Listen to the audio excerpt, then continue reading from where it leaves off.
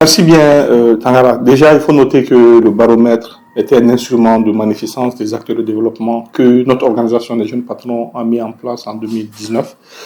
Et depuis cette date, nous essayons de donner des distinctions à des acteurs de développement. Et qui parle d'acteurs de développement, nous mettons tous les profils dedans.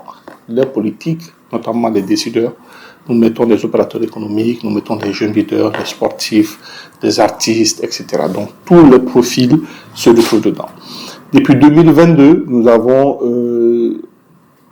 lancé une édition spéciale qui nous permet justement d'aller rencontrer les Maliens de la diaspora pour leur donner des distinctions. Donc depuis 2022, comme je l'ai indiqué, nous avons été 2 fois aux États-Unis, nous avons été 2 fois en France, nous avons été 2 fois en Suisse, nous avons été en Allemagne, nous avons été 2 fois au Sénégal, nous avons été 2 fois en Côte d'Ivoire, nous avons été en RD Congo, nous avons été au Congo-Brazza, nous avons été en Guinée, nous avons été au Burkina. Et donc, nous nous sommes dit qu'il fallait mettre en place aussi un baromètre sectoriel parce qu'il y a des domaines d'activité qui regorgent beaucoup de talents qui se disent souvent oubliés. Voilà pourquoi, en la marge de la CAN 2023 qui s'est tenue en Côte d'Ivoire, nous avons fait un spécial CAN où nous avons fait appel à certains hommes, acteurs de football, si je dois dire, qui ont marqué le monde du football, donc de 1960 à nos jours. Donc ça fait que nous avons décerné les distinctions en marge de la CAN en Côte d'Ivoire, à Boaké précisément. Donc je profite d'ailleurs pour remercier les autorités en charge du sport, notamment la Fédération malienne de football et le ministère des Sports qui ont accompagné l'idée. Et ceux qui n'ont pas pu faire le déplacement à la CAN, on a fait une remise le 1er mai dans l'enceinte de la Fédération malienne de football, où le premier vice-président actuellement qui est en charge de la gestion et le Ségal, par exemple, ont été distingués avec d'autres personnalités, notamment d'anciens présidents de fédération, d'anciens ministres des Sports, d'anciens joueurs, des journalistes sportifs. Donc ça a été une grande fête. Maintenant, fort de cela, nous nous sommes dit, les JO se tiennent à Paris. Et donc, comme le spécial CAN a été une réussite, nous nous sommes dit, mais pourquoi pas ne pas réitérer la même chose pour, en tout cas, les JO, sachant surtout que le Mali participe aux JO depuis 1964. Et donc, le premier défi, c'était de pouvoir avoir la liste, le répertoire de tous les Olympiens, toutes disciplines confondues.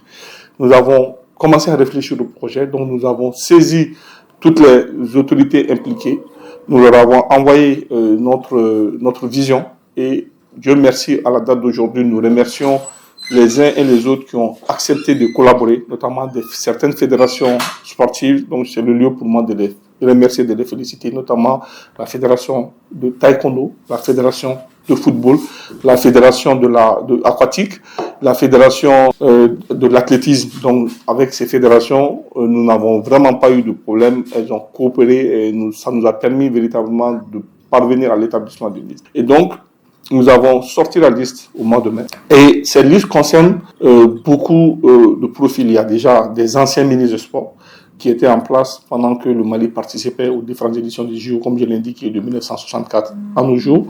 Nous avons d'anciens ou actuels présidents de fédérations sportives. Nous avons des anciens athlètes ou actuels athlètes engagés pour les JO. Nous avons des arbitres. Nous avons des membres de l'encadrement technique. Nous avons des journalistes sportifs, nous avons également des partenaires, notamment des partenaires de football et du sport du Mali en général. Donc tout ceci, nous avons sorti en tout cas une liste qui a été partagée.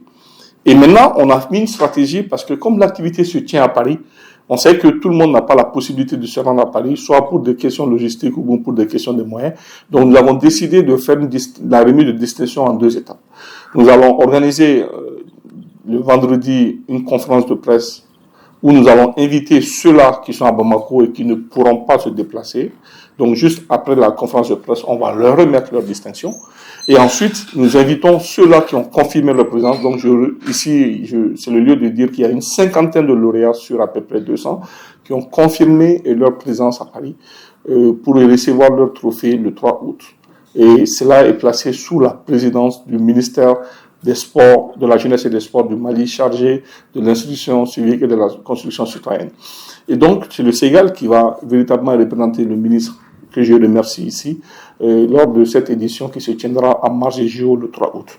Mais ce qui est important de noter, nous avons le 27 juillet, nous avons une autre activité qui a beaucoup plus une connotation d'insertion parce que nous allons mener un atelier de réflexion sur les opportunités d'emploi offertes aux jeunes par les disciplines sportives. Et donc, nous avons là une trentaine d'experts du Mali, de la France et puis d'autres pays, en tout cas qui vivent, je veux dire, des Maliens qui vivent dans ces pays-là, qui vont réfléchir pour pouvoir proposer des solutions. Donc nous avons rapproché le ministère de l'Emploi, de l'Entrepreneuriat national de l'Emploi et de la formation professionnelle avec certaines de ces structures pour les inviter justement à cet atelier parce qu'on s'est dit en tous les cas, les recommandations de cet atelier vont être remises au ministre, aux deux ministres, notamment celle en charge de l'emploi et celui qui est en charge du sport, mais également on va partager avec les fédérations sportives qui vont participer. Et le même jour, nous allons aussi enregistrer une émission de notre clinique emploi, parce que nous avons une émission qui passe sur le RTM sur la même thématique. Et donc voilà en gros ce que nous voulons, mais au-delà de tout, cette édition, c'est aussi une mobilisation. Vous allez voir qu'il y a beaucoup de campagnes de mobilisation que nous avons menées dans toutes les langues, que ce soit dans nos langues nationales, le Bambara, le Peul, le Soninké, le Soraï, etc. Donc nous avons quand même fait des campagnes de mobilisation de tous les Maliens autour de tous les représentants du Mali à ces jours pour qu'au moins nous puissions cette fois-ci quand même avoir une médaille. Alors, donc comme je l'ai indiqué, il faut retenir deux dates. Première date, c'est le 27 juillet, ça c'est un atelier de réflexion qui va être mené.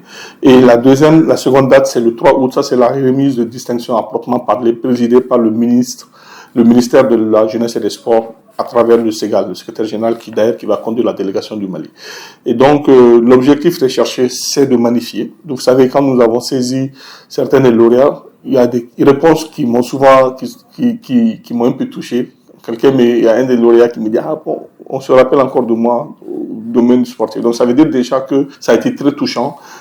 Cette initiative, qui est une initiative purement privée, encore une fois, il faut le noter, est en train de mobiliser. Parce que nous, ce qui nous intéresse, c'est la mobilisation, c'est véritablement, au moins une fois, vous allez voir que on va distinguer en même temps en pays étranger, j'allais dire, c'est important aussi, en marge d'une compétition de cette envergure, des Maliens qui ont mouillé toutes catégories confondues, que vous soyez de l'encadrement, dirigeant, athlète ou ancien, partenaire, etc. Vous voyez que c'est déjà quelque chose de bien. Donc nous allons espérer que toute cette grande motivation, cette envie se battre toujours pour le Mali sera là. Donc voilà notre motivation. Notre motivation n'est pas autre chose, c'est tout simplement de dire merci à tous ces hommes, à toutes ces femmes qui ont mouillé le maillot pour le Mali, qu'ils soient athlètes, qu'ils soient dirigeants, qu'ils soient anciens ministres, qu'ils soient membres de l'encadrement ou qu'ils soient partenaires. Donc voilà véritablement ce que nous recherchons.